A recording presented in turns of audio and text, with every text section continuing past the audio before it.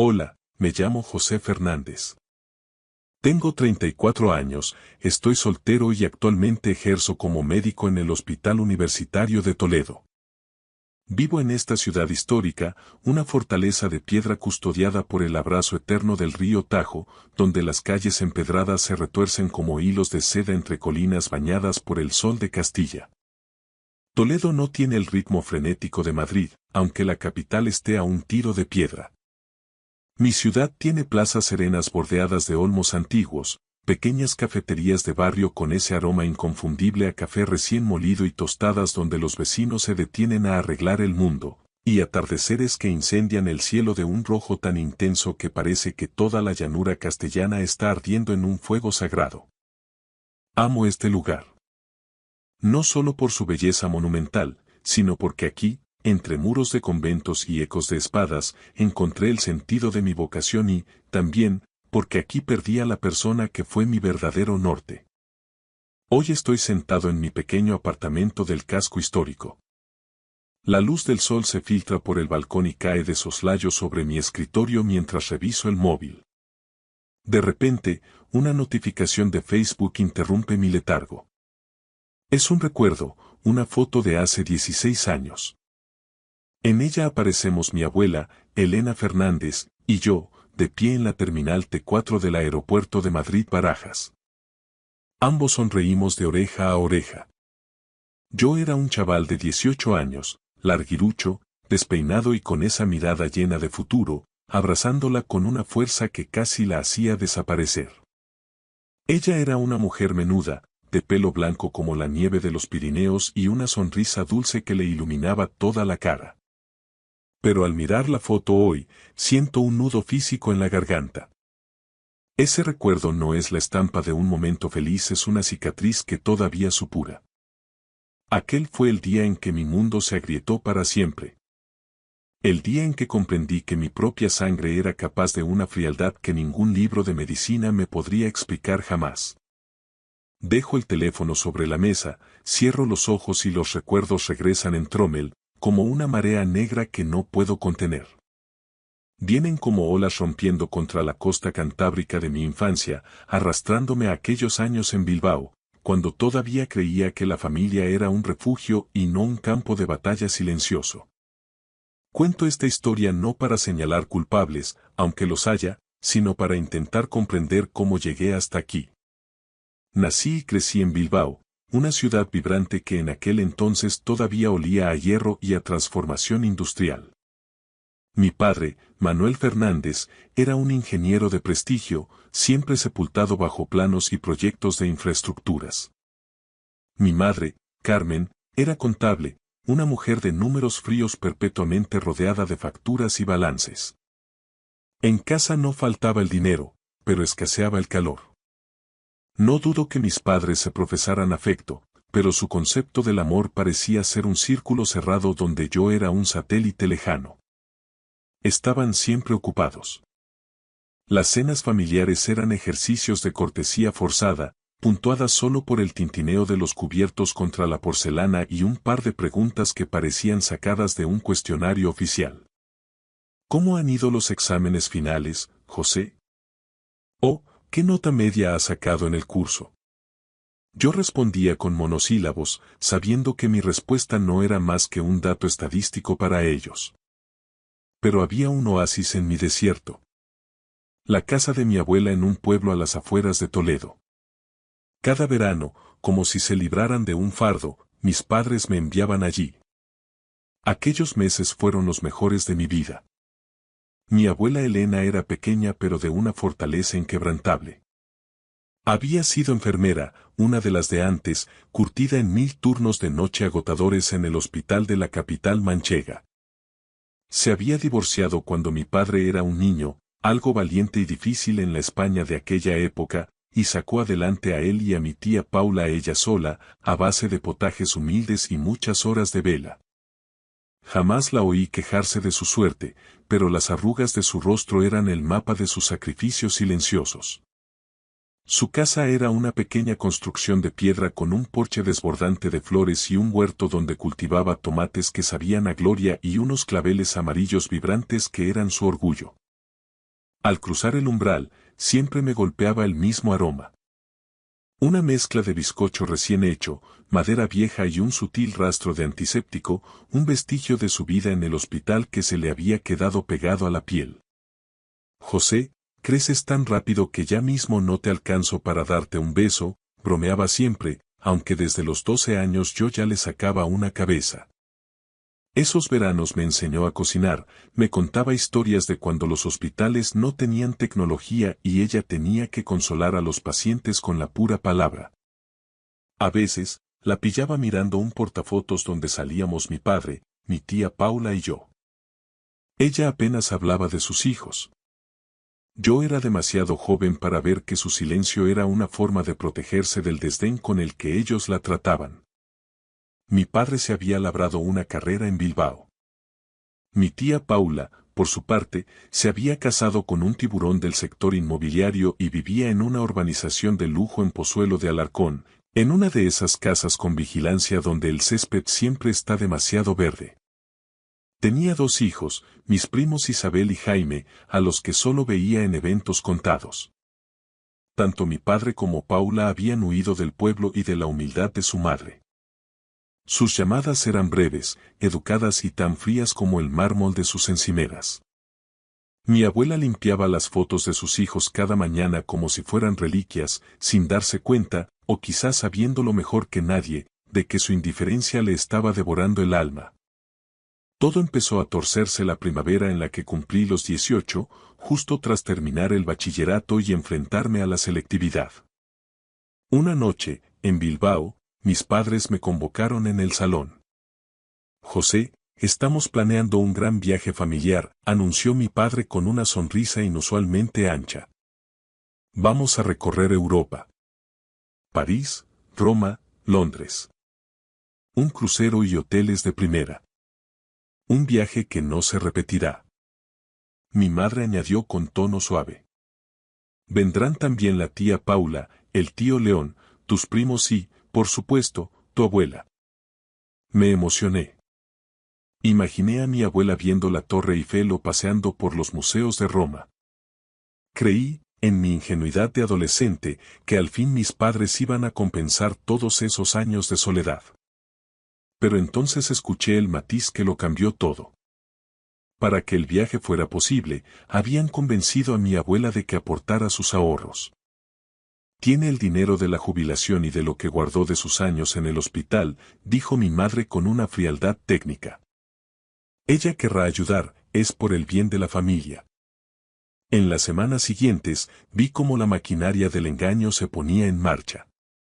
Mi padre la llamaba a diario con una voz melosa.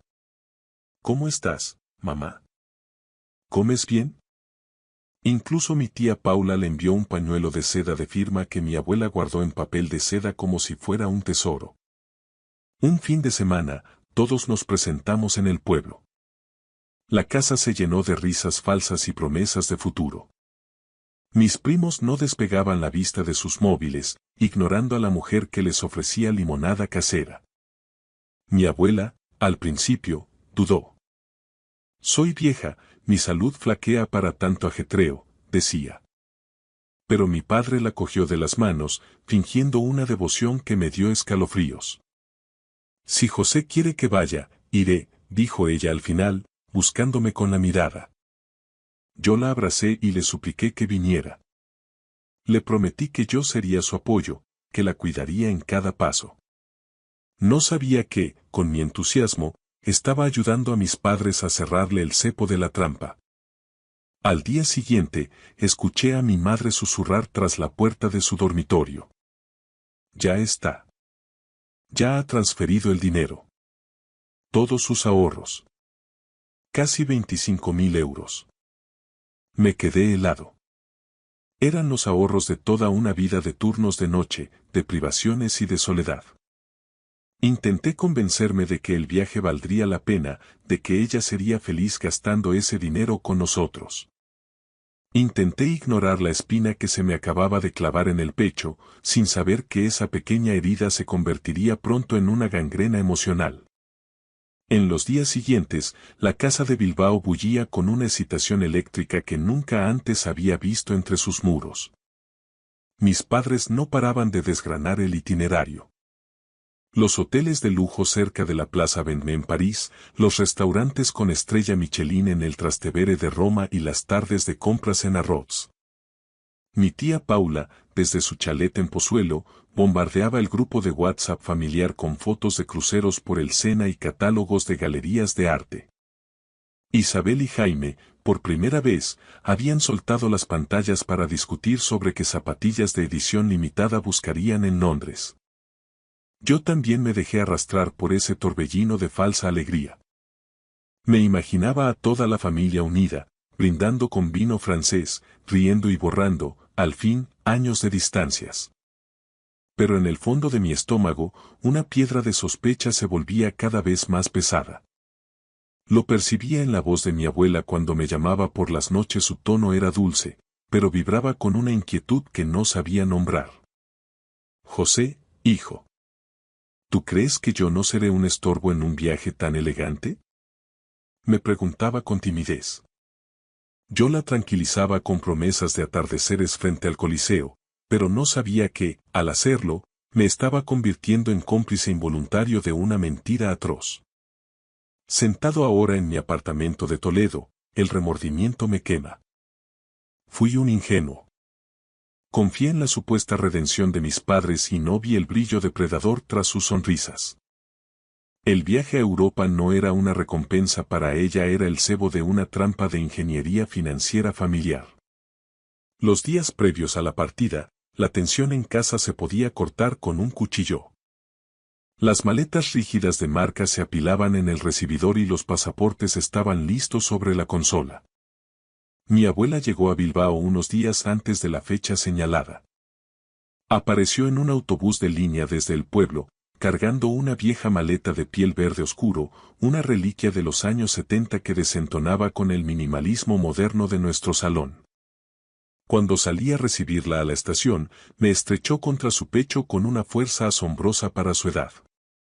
El olor a jabón de heno de Pravia y ese ligero rastro de antiséptico me hicieron sentir, por un segundo, que volvía a tener 6 años.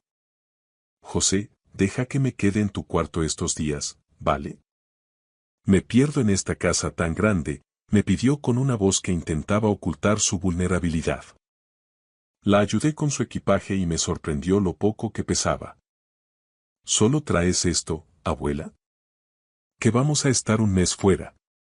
Bromeé. Ella se rió, despeinándome con cariño. A mi edad, las posesiones pesan más que los recuerdos, Josecho. Con tenerte a ti cerca, me sobra ropa. Durante esas noches, fuimos inseparables. Yo me instalé en el sofá y ella durmió en un viejo colchón inflable que mi madre guardaba en el trastero para las emergencias.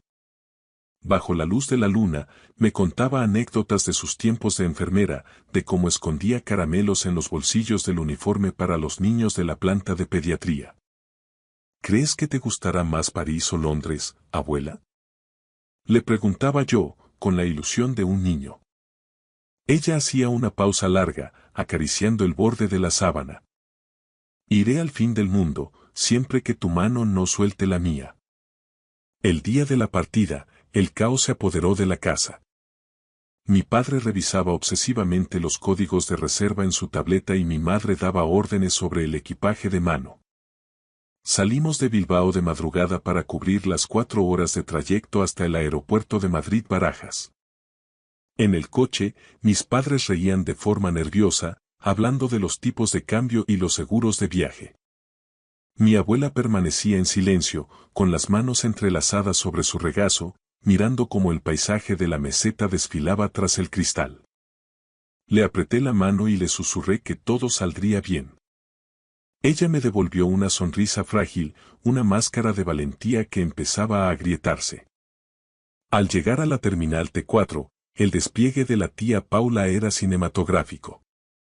Lucía un abrigo rojo de diseño y el tío León llevaba puestas unas gafas de sol de espejo, como si estuviera a punto de embarcar hacia Marbella en lugar de hacia París. Mis primos, Isabel y Jaime, ni siquiera nos saludaron, seguían absortos en sus pantallas, como si el mundo real no fuera con ellos. Elena, mamá, qué alegría, dijo Paula, dándole a mi abuela un beso al aire, rápido y gélido. Nos acercamos a los mostradores de facturación. El aeropuerto era un hervidero de maletas rodando y anuncios por megafonía. Yo estaba exultante, pero pronto noté que el aire se volvía pesado. Mi padre hablaba con la empleada de la aerolínea con una voz tensa y fingidamente sorprendida. Mi madre mantenía la vista fija en el panel de salidas. La tía Paula y el tío León empezaron a cuchichear entre ellos, formando un muro físico que dejaba fuera a mi abuela.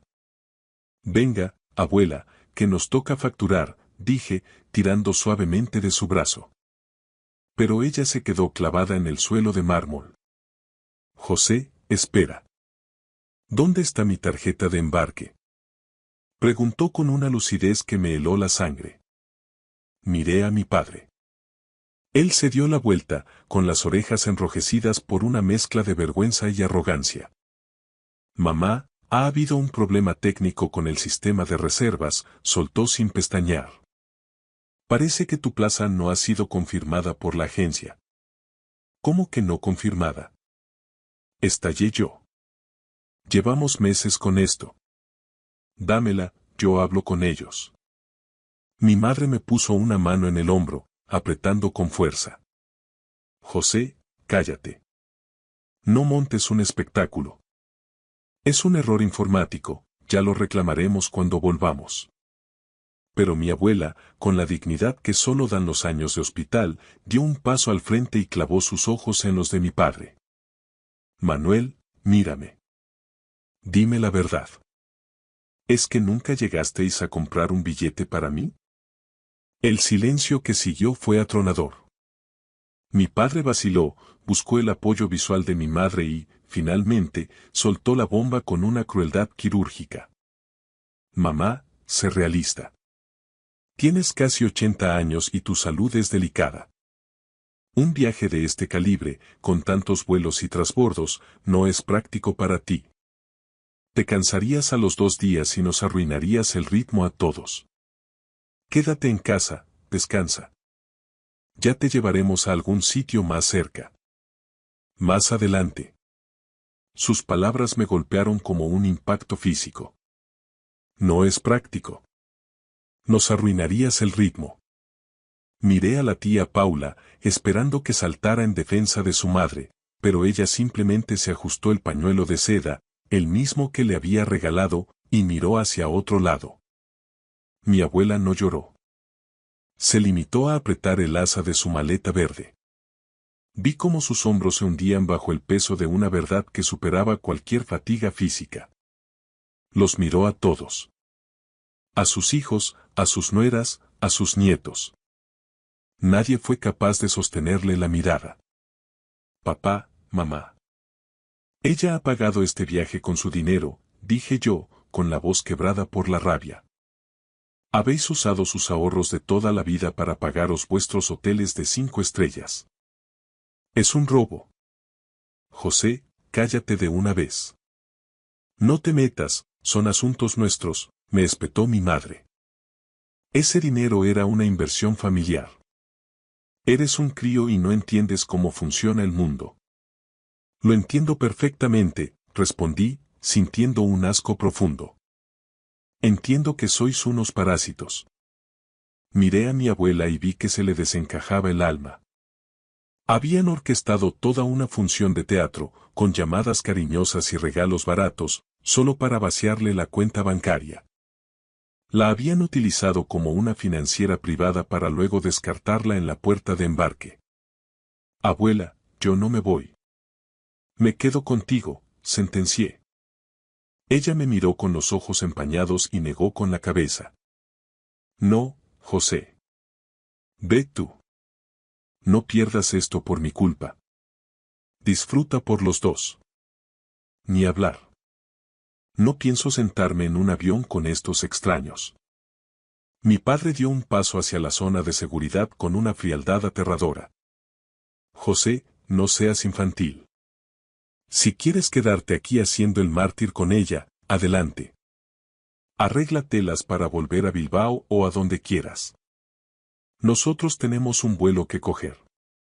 La tía Paula añadió, con una sonrisa cínica. No seas dramático, José.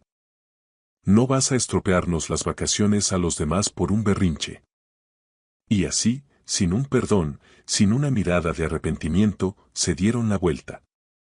Vi cómo sus espaldas desaparecían tras el control de seguridad. El abrigo rojo de mi tía, la maleta de marca de mi padre, la indiferencia de mis primos.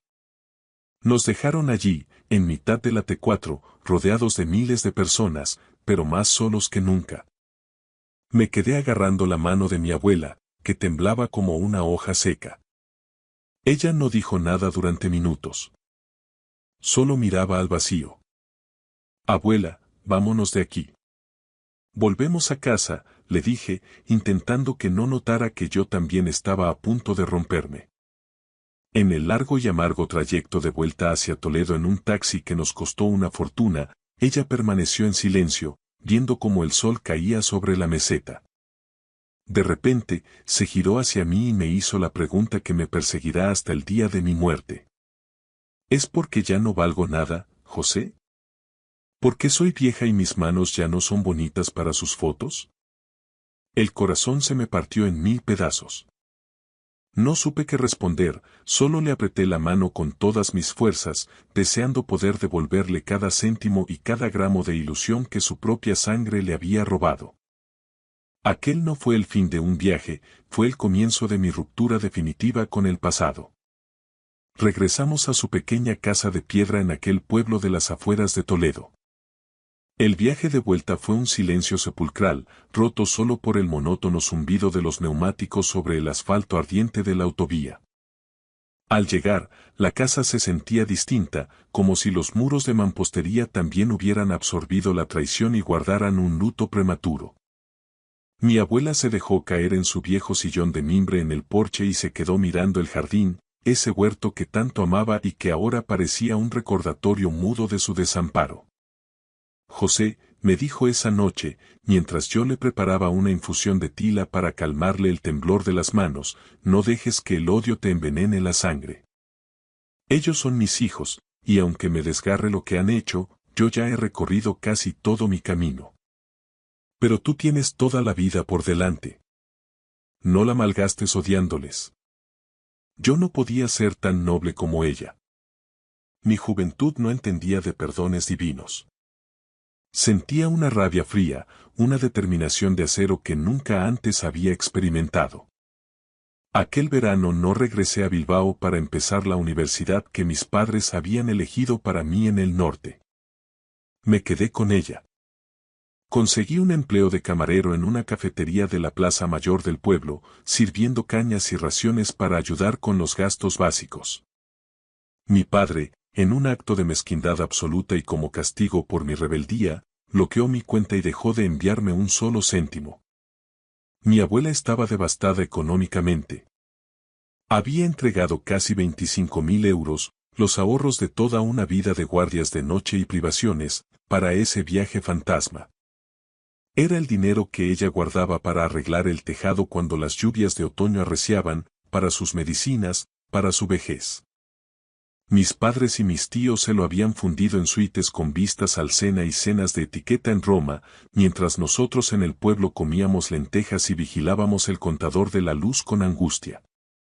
Estudia, José, me repetía ella cada noche mientras yo repasaba mis apuntes bajo la luz de un flexo. Estudia para ser ese médico que siempre quisiste ser. No dejes que su oscuridad apague tu luz. Y lo hice. Gracias a una beca del Ministerio de Educación y al poco dinero que rascábamos de mi trabajo y de su pensión mínima de viudedad, logré matricularme en la Facultad de Medicina de la Universidad Complutense en Madrid. Viajaba todos los días en el tren de cercanías desde Toledo para no dejarla sola ni una noche. Ella era mi combustible. Cada vez que el cansancio me vencía en la biblioteca, cerraba los ojos y veía su rostro desolado en la T4. Estudiaba con una furia sagrada. Quería ser médico no solo para salvar vidas, sino para proteger la suya, para que nunca más nadie se atreviera a tratarla como a un objeto de usar y tirar. Pasaron los años. Me gradué con honores. Mis padres intentaron contactar conmigo en varias ocasiones, enviando mensajes de felicitación fríos e hipócritas por WhatsApp o llamando por compromiso en Navidad. Nunca obtuve respuesta de mi parte. El silencio era mi única trinchera, una barrera infranqueable. Ellos seguían con sus vidas de cartón piedra entre Bilbao y Pozuelo, fingiendo una normalidad obscena, mientras yo veía a mi abuela marchitarse lentamente, con su salud minada por la pena silenciosa que nunca llegó a verbalizar. Un día, durante mi segundo año de residencia como médico interno en el Hospital de Toledo, llegué a casa y la encontré sentada en el porche, envuelta en su rebeca de lana. Estaba extremadamente pálida, casi translúcida. Me acerqué y le tomé el pulso de forma instintiva. Mis dedos de médico supieron al instante que el corazón que me había dado todo se estaba apagando. He tenido un buen día, Josechu, susurró con una sonrisa débil, casi etérea. He visto florecer los claveles amarillos. Ya puedo descansar. Esa fue la última vez que escuché su voz. Falleció esa misma noche, tranquila, en su cama, rodeada del olor a limpio de sus sábanas y de las fotos de una familia que nunca supo estar a su altura. En el funeral, aparecieron ellos. Mi padre Manuel con un traje de corte impecable, mi madre Carmen ocultando sus ojos tras unas gafas de sol de marca, fingiendo una congoja que no sentía, y la tía Paula, con sus joyas de oro y sus lágrimas de cocodrilo ensayadas frente al espejo. Se acercaron a mí al final del entierro, en el pequeño cementerio de Toledo, bajo el sol implacable y seco de Castilla que hacía reverberar el aire. José, hijo, ha sido una pérdida terrible para todos, dijo mi padre, intentando ponerme una mano en el hombro en un gesto de falsa cercanía. Me aparté como si su mano fuera a contagiarme una peste. Los miré a todos, uno por uno, con una mirada que los desnudó de toda su arrogancia. Ya no sentía la rabia explosiva de los 18 años, solo un desprecio profundo y absoluto. No tenéis derecho a pisar este suelo, les dije con una voz tan gélida que los hizo retroceder físicamente. Os llevasteis su dinero, su ilusión y su dignidad. Ella murió perdonándoos, porque era un ser humano excepcional, pero yo no soy ella. Yo no olvido. José, no seas así. Lo del viaje fue un malentendido, hubo complicaciones de última hora que no entendiste. Empezó a balbucear la tía Paula, ajustándose el bolso. Ese viaje lo pagó ella con su sangre, con sus pulmones aspirando antiséptico y con sus noches sin dormir cuidando enfermos mientras vosotros dormíais calientes. Os gastasteis su vida en unas vacaciones de lujo. Ahora, marchaos de su casa y de mi vida. Si os queda un gramo de decencia, no volváis a pronunciar mi nombre. Se fueron. Los vi subir a sus coches de alta gama y alejarse por la carretera nacional, dejando tras de sí solo una nube de polvo que el viento de la meseta disipó en segundos.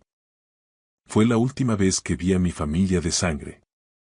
Hoy, cada vez que entro en el Hospital de Toledo a salvar una vida, sé que ella camina conmigo por los pasillos, vestida de enfermera, sonriendo porque, al final, ganamos nosotros. Gracias por escuchar mi historia hasta el final. Si resonó contigo, dale like, escribe en los comentarios qué fue lo que más te tocó y no olvides decir de dónde eres. Suscríbete al canal, vienen muchas más historias.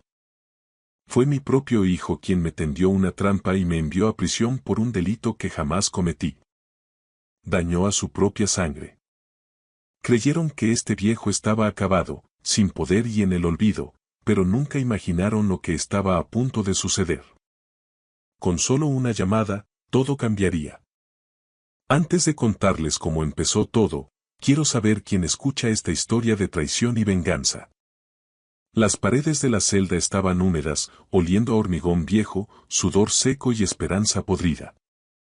Sin embargo, para mí, Mateo de la Vega, esas paredes se habían convertido en un calendario. con la punta de mi uña, áspera y astillada, tracé otra pequeña línea vertical cerca de la pata de mi catre de hierro. 729. Mañana sería el día 730. Mañana saldría del centro penitenciario de Madrid P. en Aranjuez. Inhalé profundamente, llenando mis pulmones con el aire estancado de la meseta que sabía a óxido y arrepentimiento. El calor veraniego convertía la celda en un horno, incluso de noche. Me senté con las piernas cruzadas en el fino colchón que había sido mi cama durante 2 años. Antes de esto, dormía en una cama king size en mi palacete de La Moraleja. Antes de esto, yo era Mateo de la Vega, fundador de Sistemas de la Vega, valorada en 65 millones de euros. Ahora, solo era el interno a 47239. Los recuerdos llegaron como una inundación. La Audiencia Nacional, la mirada gélida del juez. Y allí, en el estrado de los testigos, mi propio hijo, Adrián de la Vega, con un traje de Armani perfectamente planchado y una tristeza manufacturada en su rostro. Amaba a mi padre, señoría, su voz había temblado. Pero no puedo justificar sus actos. Empujó a Elena por las escaleras. Estaba embarazada. Mató a mi hijo nonato. Luego vino Elena, la mujer de Adrián, sentada en una silla de ruedas, sujetándose el vientre liso. Lágrimas de cocodrilo rodaban por sus mejillas. El señor de la Vega me gritó, sollozó. Luego me empujó. Sentí como mi bebé moría. Mentiras. Cada palabra era una mentira. Había ido a la oficina de Adrián aquel día para confrontarlo por una malversación de fondos. 1,5 millones de euros desaparecidos de las cuentas de la empresa. Pero nunca toqué a Elena. Ella misma se había tirado por las escaleras. La cámara de seguridad había sufrido un fallo técnico misterioso durante esos minutos cruciales, dejando solo las imágenes de mí en la parte superior con el rostro lleno de furia. Cuando el mazo golpeó la mesa y escuché la sentencia de 2 años, mi mundo se derrumbó. Vi a Adrián abrazar a Elena y, en ese momento, capté una mirada. No era culpa, sino un cálculo frío. La mirada de alguien que acababa de eliminar el único obstáculo para su herencia. Intenté luchar, pero Adrián se movió rápido. Presentó una petición de urgencia para congelar mis cuentas, alegando que yo era mentalmente inestable. Sin acceso a mi dinero, no pude contratar a los abogados de la calle Serrano que podrían haberme salvado. Me quedé con un abogado de oficio desbordado de trabajo que apenas miró mi caso antes de aconsejarme que me declarara culpable. Me negué. Fui a juicio y perdí. Mateo, ¿estás soñando despierto otra vez? Una voz ronca me interrumpió. Era Paco Beltrán, mi compañero de celda. Un hombre de unos 60 años cumpliendo condena por estafa fiscal. Mi único compañero en este infierno. Solo contando los días, Paco, respondí en voz baja. Mañana sales libre, dijo Paco, doblando su uniforme. Si yo fuera tú, estaría dando gracias a la Virgen. Pero estás demasiado tranquilo, Mateo. Como quien va a por el pan, no como quien sale del hoyo. Esbocé una leve sonrisa que no llegó a mis ojos. Porque el verdadero infierno no está aquí, Paco, susurré. El verdadero infierno está ahí fuera, esperándome. Paco arqueó una ceja, pero no dijo nada. Me puse de pie y caminé hacia el espejo agrietado sobre el lavabo.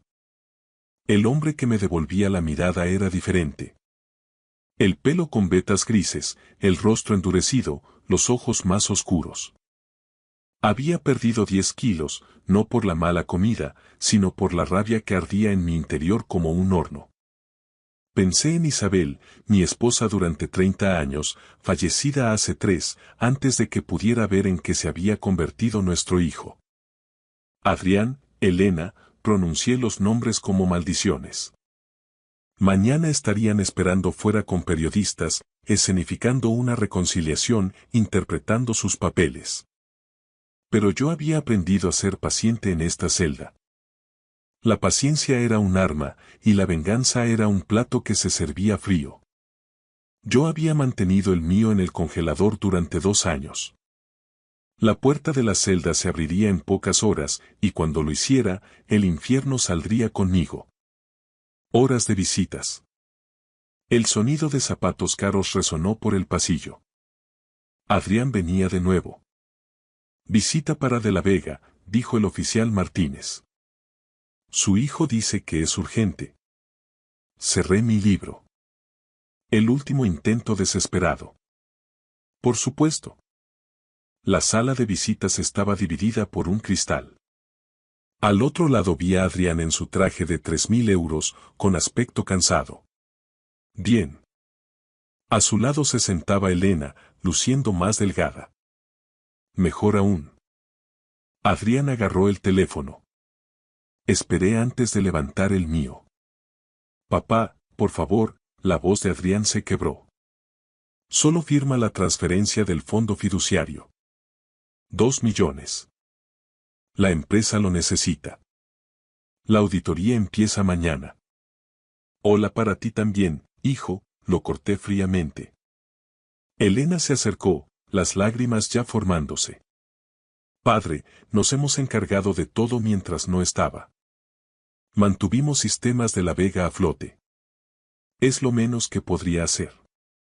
¿Lo menos que podría hacer? Mi risa fue amarga.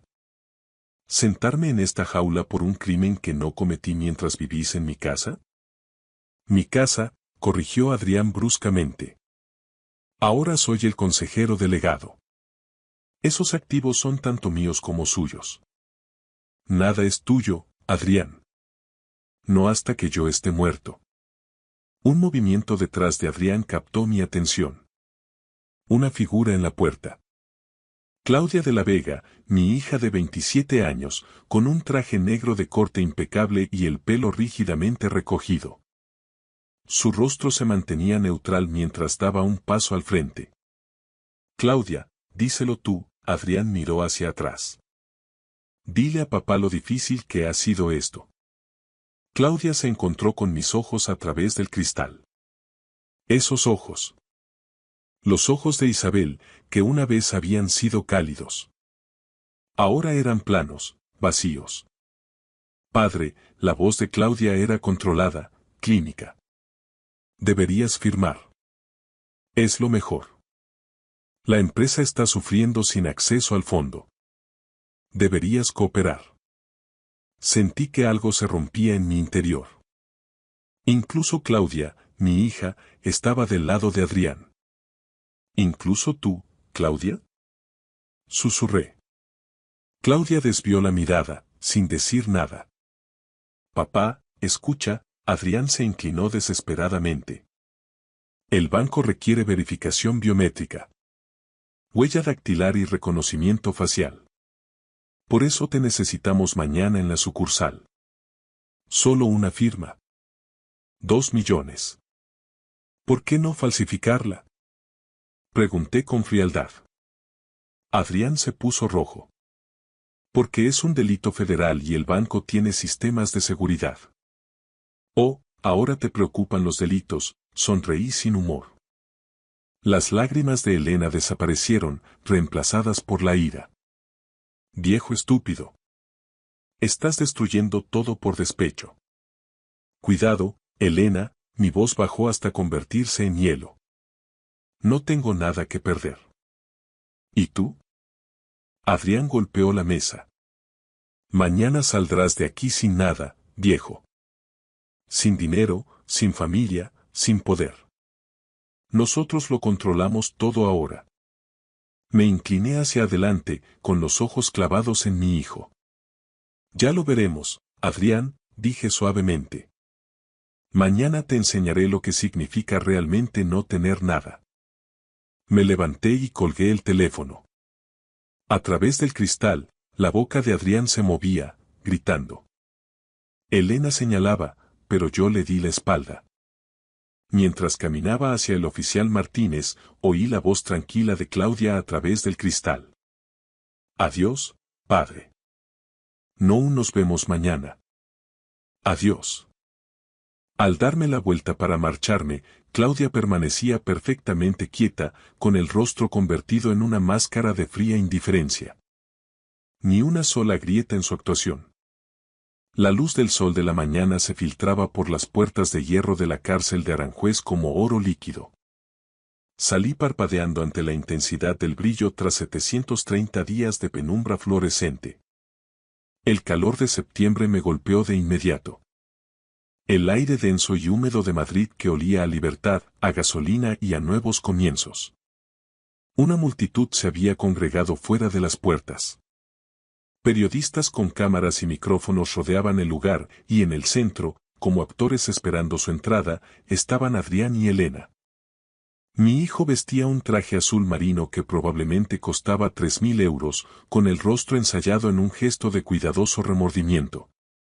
A su lado, Elena sostenía un ramo de rosas blancas sobre su vestido color crema. Atrezo para las cámaras. Papá, la voz de Adrián se proyectó por todo el aparcamiento, lo suficientemente alta para que cada micrófono la captara. Bienvenido. Estamos aquí para ti. Somos una familia. No detuve mi paso.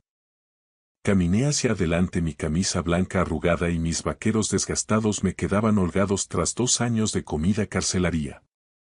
Eran las mismas prendas que llevaba el día que me detuvieron. Todo lo que tenía ahora.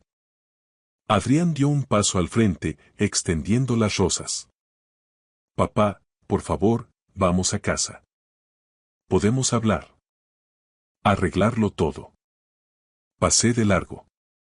No lo rodeé, simplemente pasé a través de su espacio como si Adrián fuera un mueble viejo en la acera. Papá, la voz de Adrián se agudizó. Su mano salió disparada, agarrándome del brazo. No montes un espectáculo. Entra en el coche ahora mismo. Me detuve lentamente y giré la cabeza. Miré la mano de Adrián apretando mi brazo, luego busqué sus ojos. Las cámaras estaban grabando, registrándolo todo. Suéltame, dije en un susurro, midiendo cada sílaba. O gritaré que me estás agrediendo delante de toda esta prensa. La mano de Adrián cayó como si hubiera tocado fuego. Reanudé mi marcha. Detrás de mí, la voz de Elena se elevó, rompiendo la fachada. Está completamente loco. 2 años le han destruido la cabeza. El rugido profundo de un motor potente la cortó en seco. Un Rolls Royce Phantom negro se deslizó por el aparcamiento como una pantera, con el cromo brillando bajo el sol, exigiendo atención inmediata. La matrícula rezaba Brooks. Todas las cámaras giraron hacia él. La puerta del conductor se abrió. Un hombre joven salió, de unos 30 y pocos años, atlético, vistiendo un carísimo traje de 3 piezas color gris carbón. Tenía el pelo oscuro cortado con precisión y ojos inteligentes tras unas gafas sin montura. Se movía con una confianza silenciosa. Era Marcos Brooks, graduado en ICADE, el abogado que ganaba los casos imposibles. Adrián había intentado contratarlo el año pasado para una demanda corporativa, pero Brooks se había negado sin dar explicaciones. Marcos caminó directamente hacia mí, ignorando a los reporteros, ignorando el impacto de Adrián, ignorando todo excepto a su cliente. Señor de la Vega, la voz de Marcos era clara y respetuosa. Todo está listo, señor. Le estreché la mano con firmeza una vez. Marcos abrió la puerta trasera con una inclinación profesional.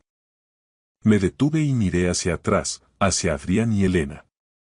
Estaban congelados, las rosas se marchitaban en manos de Elena y tenían las bocas ligeramente abiertas mientras su escena cuidadosamente planeada se desmoronaba. No sonreí, no me regodeé, solo los miré. Dejé que vieran que algo fundamental había cambiado, que el hombre que entró en prisión no era el hombre que salía de ella. Luego me deslicé dentro del Rolls Royce. El cuero me abrazó. El interior olía a lujo, a madera pulida y a poder. La puerta se cerró con un golpe sólido, como una caja fuerte bloqueándose. Fuera, estalló el caos. Señor de la Vega. Los reporteros enjambraron a Adrián. ¿Quién ha recogido a su padre? ¿A dónde se lo llevan? ¿De dónde ha sacado el dinero? El rostro de Adrián pasó por todas las emociones. Confusión, palidez, choque. Y un rojo ardiente. ¿Cómo es posible? Balbuceó. Ese es Marcos Prox. Elena agarró el brazo de Adrián, perdiendo la compostura. Dijiste que nos había rechazado. Dijiste que tu padre no tenía nada. A través de los cristales tintados, vi cómo la comprensión nacía en el rostro de mi hijo. Había calculado mal. Me había subestimado. El juego no había terminado, estaba empezando. Marcos se sentó en el asiento del conductor y pulsó el botón de arranque. El motor ronroneó. ¿A dónde, señor? Marcos me miró por el espejo retrovisor. Me eché hacia atrás, cerrando los ojos. Mi primer aliento verdaderamente libre en 2 años. Al santuario, dije en voz baja. Necesito lavarme su rastro. Y después, comenzaremos la guerra. El ático del Hotel Ritz-Carlton ocupaba toda la planta 42. Los ventanales de suelo a techo ofrecían una vista de Madrid que se extendía hasta el horizonte. Me quedé allí de pie, simplemente respirando aire puro. Luego caminé hacia el baño. Mármol por todas partes, grifería de oro y una ducha con 6 hidromasajes. Abrí el agua, casi hirviendo, me despojé de la ropa de la cárcel y me metí debajo. El chorro me golpeó como un bautismo.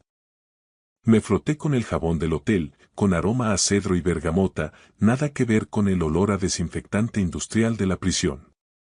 Me restregué hasta que mi piel enrojeció. 2 años en aquel lugar, 2 años de traición. Las lágrimas brotaron calientes como el agua, silenciosas. Me apoyé contra el mármol y las dejé caer. No era por debilidad, sino por la rabia y el duelo por el hombre que una vez confió en su propio hijo. Aquel hombre había muerto.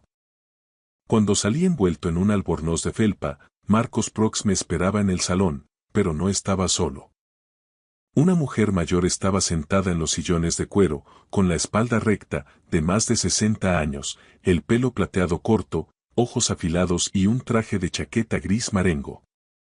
Señor de la Vega, dijo Marcos poniéndose de pie, le presento a Beatriz Valdés. Era la mejor abogada penalista de España. Terminó su propia condena justo antes de que me encarcelaran a mí por corrupción corporativa. Fui el chivo expiatorio, dijo Beatriz con una sonrisa sin calidez. 5 años por negarme a traicionar a mi cliente. Salí hace 6 meses.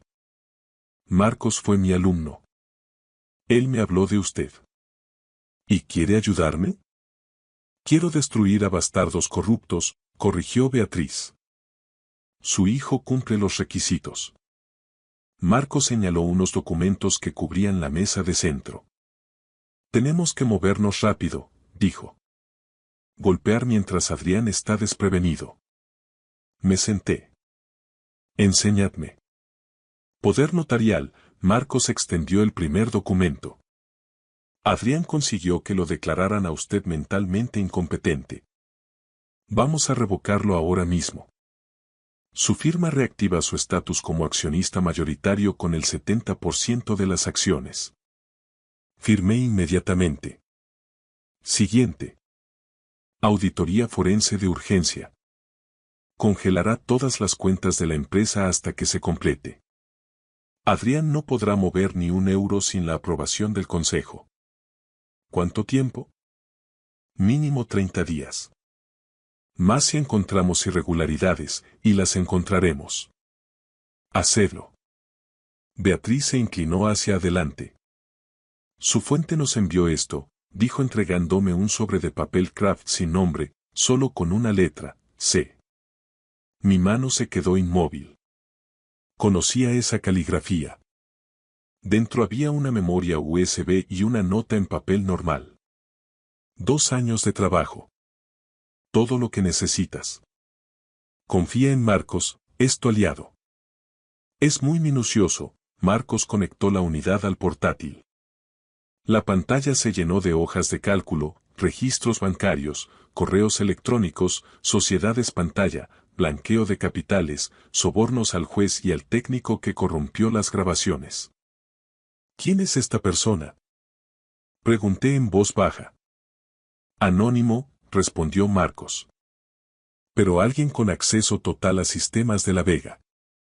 Alguien en quien Adrián confía. Me quedé mirando la letra C. Mi pecho se apretó. Claudia, no. Ayer se mostró fría, distante. A menos que... Señor de La Vega, me apremió Beatriz. Levanté la vista, apartando ese pensamiento. Ejecutad el bloqueo. Cortad el acceso de Adrián a cada cuenta. Corporativa, personal, todo. Quiero que sienta lo que significa no tener nada. Los dedos de Marcos volaron sobre las teclas. El banco recibirá nuestra orden judicial en menos de una hora. Adrián será notificado por la mañana. Tarjetas denegadas. Acceso cero. Bien. Volví a los ventanales. Madrid pulsaba bajo mis pies. Mi ciudad, mi empresa, mi imperio. Adrián pensó que podía robármelo. Adrián se equivocó. Una cosa más, Beatriz me entregó una fotografía reciente de Adrián y Elena en un restaurante de lujo de la calle Jorge Juan. Estaban riendo, brindando con champán. En el reverso, la misma caligrafía. Que disfruten de su última cena. Sonreí con frialdad. ¿Cuándo lo hacemos público? Mañana, dijo Marcos, rueda de prensa. Anunciará que recupera el control. A los medios les encantará. Un hombre injustamente encarcelado reclamando su imperio. Asentí. Démosles el espectáculo que esperan. Mientras tanto, al otro lado de la ciudad, el teléfono de Adrián sonó en su despacho de sistemas de La Vega. Identificador de llamadas. Banco Santander. Frunció el ceño y respondió. Señor de La Vega, soy Susana Jones, de Servicios de Cuentas. Estamos viendo irregularidades en sus cuentas corporativas. Venga a la sucursal inmediatamente. La sangre de Adrián se congeló. La noticia estaba a punto de destruirlo. El restaurante amazónico, en plena calle Jorge Juan, brillaba con la elegancia del viejo dinero madrileño. Lámparas de cristal, manteles de hilo y un ambiente selvático sofisticado donde la élite de la capital cerraba acuerdos ante filetes de 90 euros. Adrián de La Vega estaba sentado en la mesa central, visible para todos. Una declaración de poder. Elena lucía un diseño de Valentino color burdeos. Frente a ellos se sentaban Ricardo y Patricia Sterling, dueños de una constructora de infraestructuras y posibles inversores. Mi hijo necesitaba sus 15 millones de euros, prometiendo un retorno de inversión del 40% en 18 meses. Adrián gesticuló con su copa de vino. El sector inmobiliario en Madrid está en auge. Este es el momento. Ricardo asintió. Su padre construyó un imperio impresionante. ¿Cómo está él? Adrián corrigió con suavidad. Yo lo estoy expandiendo, llevando a sistemas de La Vega a la era moderna. Respecto a su salida hoy. Bueno, han sido 2 años duros y le han pasado factura. Está bajo cuidado médico. Elena puso su mano sobre la de Adrián. Es desgarrador, pero somos una familia. El camarero apareció con la cuenta. 850 euros. Adrián sacó su tarjeta American Express Centurion y la entregó con indiferencia. Quédese con el cambio. El camarero la pasó por el datáfono. Beep. Denegada. Frunció el ceño y lo intentó de nuevo. Beep. Denegada. El estómago de Adrián dio un vuelco. La máquina debe de estar fallando. Inténtelo una vez más. Tercer intento. Beeb. Lo siento, señor. Dice. Contacte con su entidad. Patricia y Ricardo intercambiaron miradas. Un fallo del sistema bancario, cegaramente, río Adrián demasiado alto. Elena, usa la tuya. Elena buscó torpemente su tarjeta vinculada a la misma cuenta. Beeb. Denegada. Se hizo un silencio sepulcral. Llamaré a finanzas, dijo Adrián levantándose abruptamente, arrastrando la silla. Caminó hacia la entrada con el teléfono en la oreja. Gerardo Thompson, el director financiero. Gerardo, ¿por qué no funcionan las tarjetas? La voz de Gerardo sonó aterrorizada. Señor de la Vega, he estado intentando localizarle. Todas las cuentas de la compañía están bloqueadas. Orden de la CNMV a las 5 de la tarde. Auditoría forense de emergencia. El mundo de Adrián se tambaleó. ¿Qué? ¿Bajo qué autoridad? Bajo la de su padre. Mateo ha reactivado su estatus de accionista mayoritario. El consejo se ha puesto de su parte. Sigue siendo el fundador. Yo soy el consejero delegado. Su nombramiento se basó en un poder notarial que él ha revocado, dijo Gerardo con calma. Legalmente, nunca dejó de ser el presidente. La transferencia de 2 millones de esta mañana ha sido cancelada y marcada como sospechosa. Todo está bloqueado hasta que la auditoría termine. ¿Y Adrián? Enciende la tele. Adrián se giró hacia la pantalla plana del bar. La Sexta Noticias. Yo estaba en un podio con el logo de Sistemas de la Vega detrás. Me veía sano, fuerte y furioso. El rótulo decía: Mateo de la Vega anuncia su regreso y una reestructuración total. Yo, Mateo de la Vega, como legítimo propietario y presidente, anuncio una reestructuración completa de la directiva con efecto inmediato. Mi voz sonó clara. Mientras estuve encarcelado injustamente, ocurrieron irregularidades financieras masivas, desvío de fondos y proyectos mal gestionados. Se tomarán medidas legales contra todos los responsables. Mis ojos parecieron atravesar la cámara hasta clavar la mirada en Adrián. Esta empresa será saneada de arriba abajo. La pantalla cortó a los reporteros. Adrián se quedó petrificado. Cada par de ojos en el restaurante estaba puesto en él. Ricardo le enseñaba algo a su mujer en el móvil. El camarero merodeaba con la cuenta impagada. Elena apareció siseando. Adrián, la gente está mirando. ¿Qué está pasando? Adrián no podía hablar. Vio su reflejo en los adornos de latón. El rostro de un hombre que acababa de darse cuenta de que no tenía nada. Su móvil vibró. Un número desconocido. Disfruta de tu última cena. C. No era solo una tarjeta denegada. Era un jaque mate. Han pasado 3 días desde mi salida.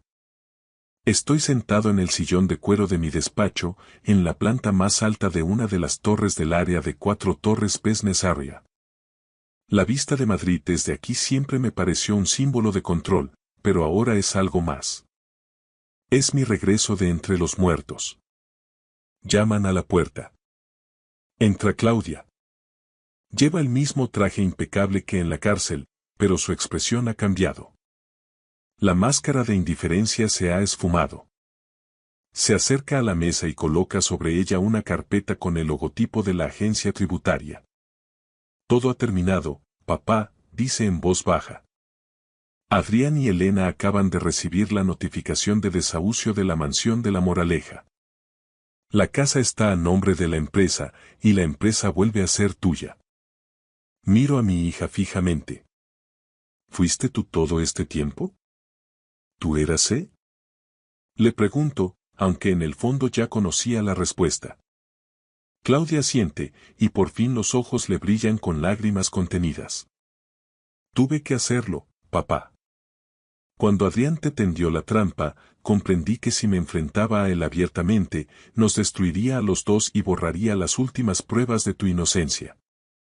Tuve que jugar el papel de la hermana fiel para ganarme su confianza y acceder a sus cuentas cifradas y a los mensajes con el técnico que borró el video. He vivido 2 años en un infierno, fingiendo que te odiaba. Me levanto y, por primera vez en mucho tiempo, abrazo a mi hija. Me has salvado, Claudia. Has salvado el imperio. Lo hemos salvado, me corrige ella.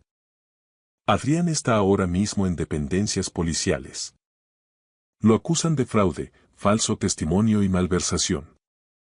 Elena intenta huir a Suiza, pero sus cuentas están bloqueadas y su pasaporte ha sido anulado a petición de Marcos Brox. No tienen a dónde ir.